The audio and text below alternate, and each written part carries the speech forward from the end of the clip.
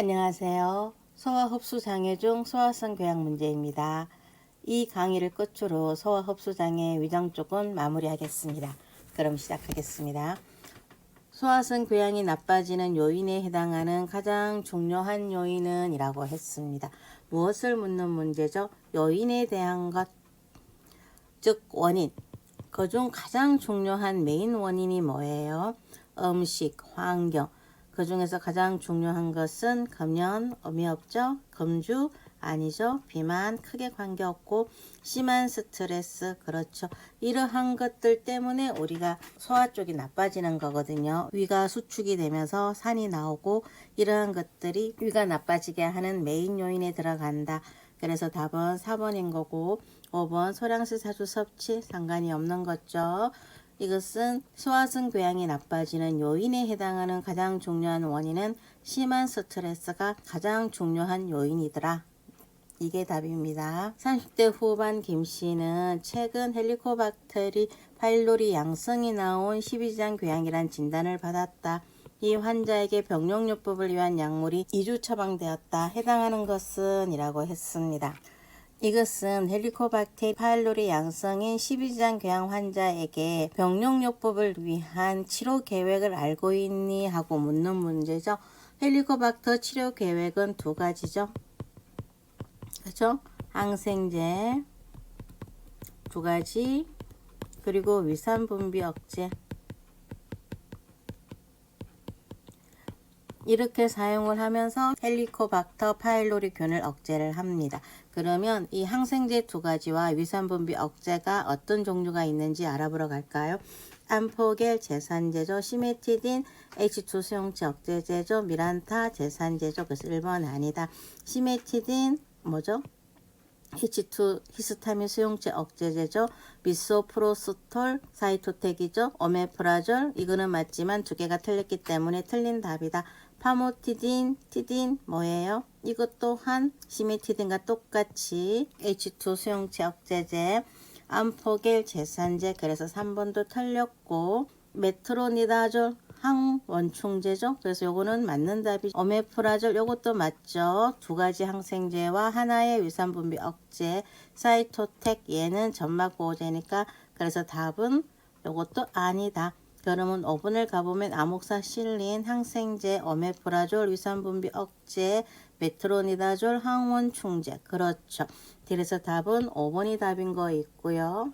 헬리코박터 파일로리균을 재균 치료 계획은 두 가지 항생제와 하나의 위산분비 억제다. 그래서 클레리스로마이신 같은 경우 클레리스로마이신 비아신이죠. 이게 이 항균제와 메트로니다졸 프라질이죠. 얘가 이것도 항균제죠. 이거랑 오메프라졸 이렇게 세 개가 헬리코박터 파일로리 양성이 나온 십이지장 궤양에 사용되는 치료제입니다. 다음 간호사가 환자에게 약물을 투여하면서 다음과 같이 이 약은 위산의 분비를 감소시키는 작용을 합니다. 라고 설명하였다. 이 설명에 해당하는 약물은 이라고 했어요.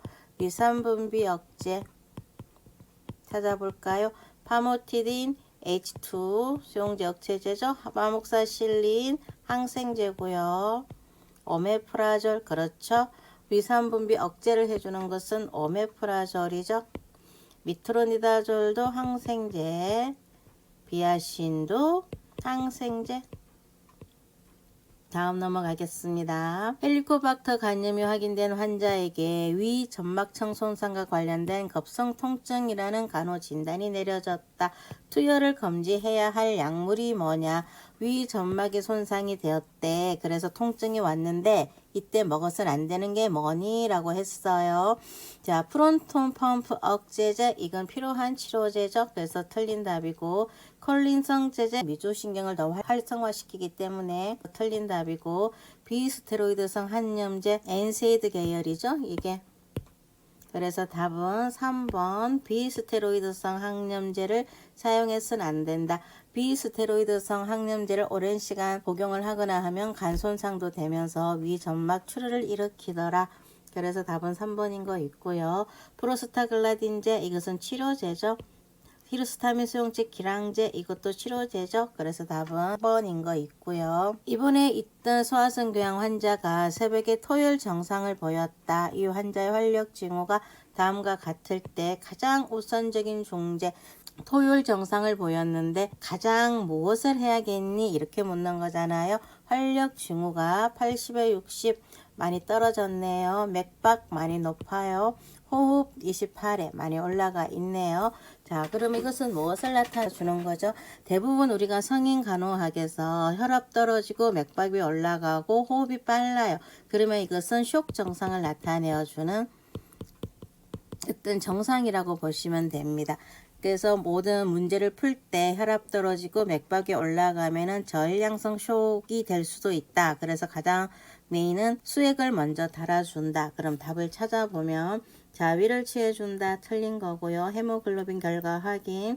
틀린 거고 나중에 확인을 하는 거죠. 수액을 정맥으로 일단 주입을 하는 거고요. 그래서 답은 3번인 거 있어요. 도일의 산도 결과 확인. 이것도 뭐 크게 관련 없는 부분이니까 틀린 답이고 혈청 제네직 결과도 나중에 환자가 안정되고 나서 그때 하는 거죠. 그래서 답은 3번인 거 있습니다.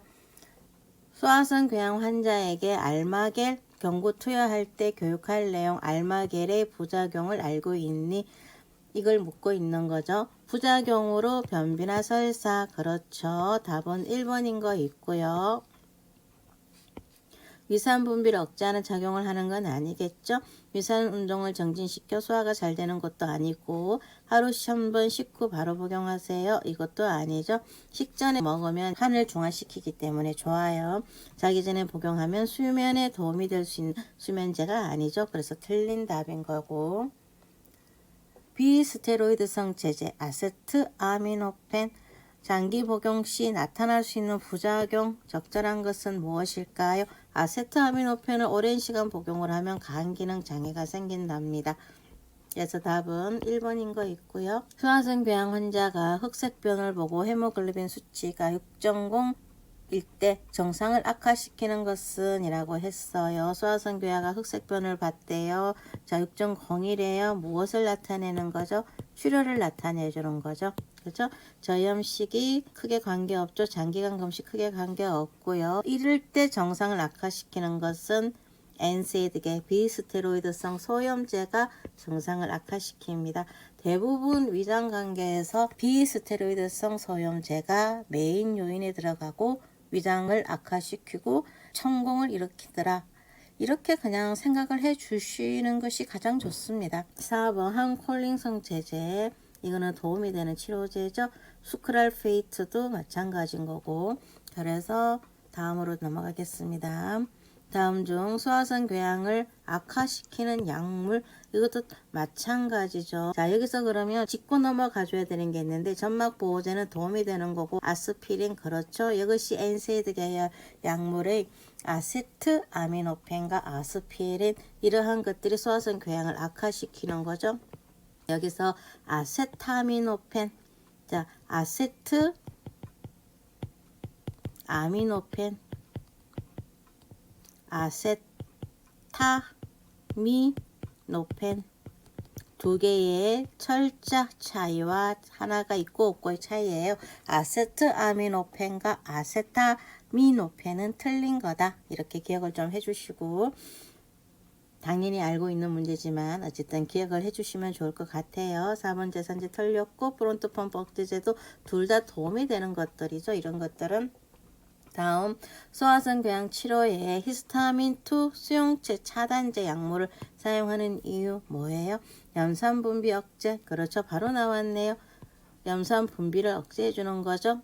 프론트 펌프 억제제도 매한 가지고 위산 중화는 제산제고 헬리코박터 간염 치료는 두 개의 항생제와 하나의 위산 분비 억제, 항이뇨 호르몬 분비 억제는 관계없고 가스린 분비 억제도 크게 관계가 없는 거죠. 히스타민2 수용체 차단제 약물 사용하는 이유는 위산 분비를 억제하기 위한 거다. 소화불량으로 소디움 바이카보네이트를 과다 섭취하였을 때 초래될 수 있는 불균형은 무엇이냐라고 했어요. 소디움 바이카보네이트가 우리가 왜 섭취를 하냐면은 산을 중화시키기 위한 거죠. 산을 중화시키기 위해 우리가 소디움을 섭취를 하는데, 소디움이 알카리성을 띠고 있잖아요. 그래서 많이 섭취를 했으면 당연히 어떻게 돼요? 대사성 알카리성이 되겠죠. 그렇죠? 그래서 답은 1번인 거 있고요. 저칼슘 혈증 크게 관계가 없고, 고칼륨 혈증, 소디움이 많이 들어갔어요. 그럼 이거는 저칼륨이 되겠죠. 저칼륨 혈증이 되는 거고, 그래서 틀린 답이고, 고칼슘 아닌 거 있고, 저나트륨 아닌 거 있고, 이것은 고나트륨이 돼요. 약간의 반대 개념이라고 보시면 되는 거고, 그래서 답은 소디움을 많이 먹었을 때 대사성 알카리성이랑 저칼륨 혈증이랑 고나트륨 혈증이 생길 수 있다. 이렇게 기억을 해주시면 되시고요. 30년 동안 오랫동안 NSAID계를 복용하고 있는 관절염 환자가 상복부 통증으로 입원을 했답니다. 다음과 같은 검사 결과와 증상을 보였대요. 이 환자에게 가장 우선적인 간호 진단 뭐냐? 헬리코박터 바이로리균이 양성이고요.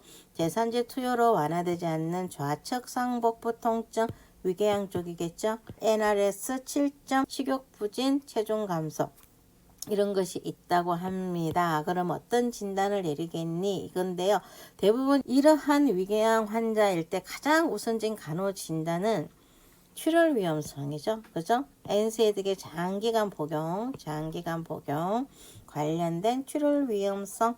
그래서 답은 5번인 거 있고요. 소화성 궤양 환자에게 통증, 상복부 포만감, 오심, 구토, 식욕 부진, 변비 및 체중 감소의 증상이 나타났다고 합니다. 소화성 궤양 환자에게 우선적인 간호 어떻게 해주겠니? 이건데요.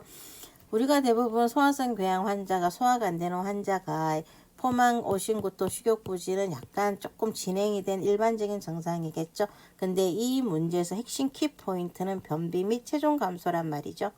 이럴 때 무엇을 하겠니? 이건데요.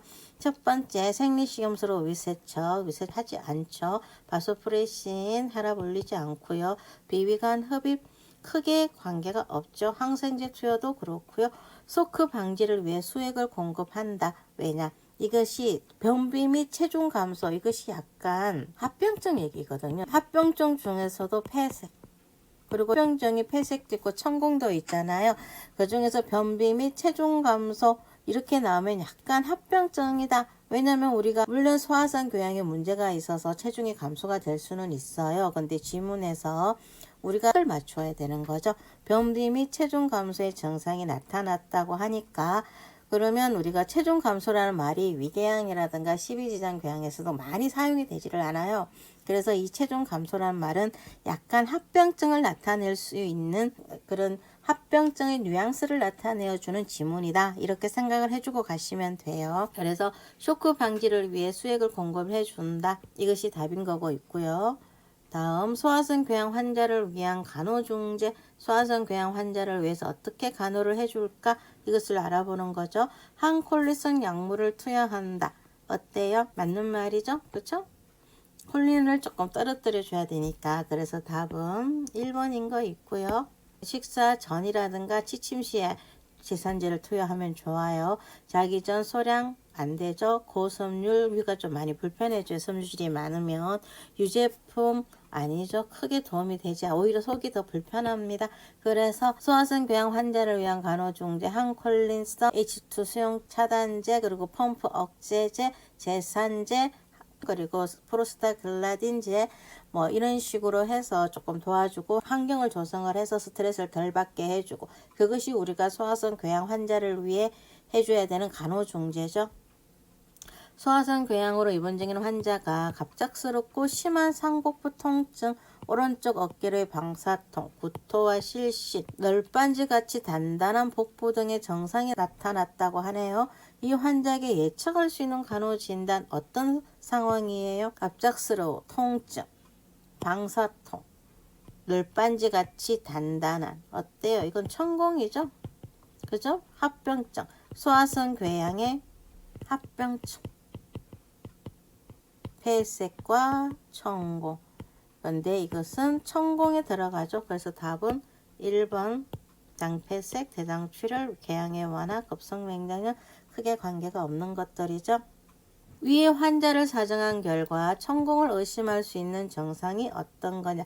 천공이 있다. 뚫렸어요. 어때요? 장음이 소실이 됩니다. 그래서 답은 1번인 거 있고요. 2번 NRS9의 요통 큰 공이 있다고 해서 요통이 있진 않아요. 오히려 통증이 사라지는 경우도 있단 말이죠. 그래서 답은 틀린 거고 혈압 160에 100 너무 높네요. 그죠? 오히려 떨어지겠죠. 체온 이렇게까지 낮지 않고 틀렸고 호흡수 이렇게 정상적이지 않겠죠. 혈압이 떨어지고 맥박 올라가고 왜 맥박이 올라가요? 더 짜주기 위한 거죠. 심장 쪽의 문제란 말입니다. 그죠? 더 짜줘야 되니까 뇌 쪽으로 혈액을 공급하기 위해서 그래서 맥박은 더 뛸 수밖에 없어요. 당연히 그렇게 함으로써 호흡 쪽도 보상 기전으로 인해서 과도호흡을 해주는 거고 다음날 아침 위내시경 검사 예정인 환자에게 교육할 내용으로 옳은 것 위내시경을 할 거예요. 어떻게 교육을 해야 돼요? 혈압약은 검사 당일 복용을 중지한다. 그렇지 않아요. 혈압약은 무조건 먹습니다. 검사 당일이어도 복용을 하라고 해야 되는 거 있고요. 검사 후 트림이 나올 때까지 아니죠. 그림이 나올 때까지 검식할 필요는 없는 거고요. 무게 반사는 약간 반사작용이 돌아오면 2시간 정도 지나서 시기해도 관계가 없어요. 검사 시 자세 서륜이 아니죠. 좌측이죠. 항콜린제 투여함으로 검사 후 운전을 금한다. 항콜린제는 뭐예요? 미주신경을 낮추는 거잖아요. 운전하고는 크게 관계가 없겠죠. 얘를 투여했다고 해서 운전을 못할 정도로 해롱해롱하진 않아요. 그러면 전날 밤 10시부터 물 포함 금식을 유지한다. 그렇죠. 위내싱을 해야 되니까 금식을 유지해야겠죠. 그래서 답은 5번인 거 있고요. 소화성 궤양 환자에게 미주신경 절제술 목적 뭐예요? 위산분비 억제죠. 그죠? 뭐 말할 것도 없이 미주신경 절제술하는 목적 위산분비 억제. 그래서 1번 유문이완, 위운동 강화, 식도 협착 조절, 위경련 조절 다 틀린 답이에요. 이것으로 소화흡수 장애, 소화성 궤양 쪽 강의는 모두 마무리하겠습니다.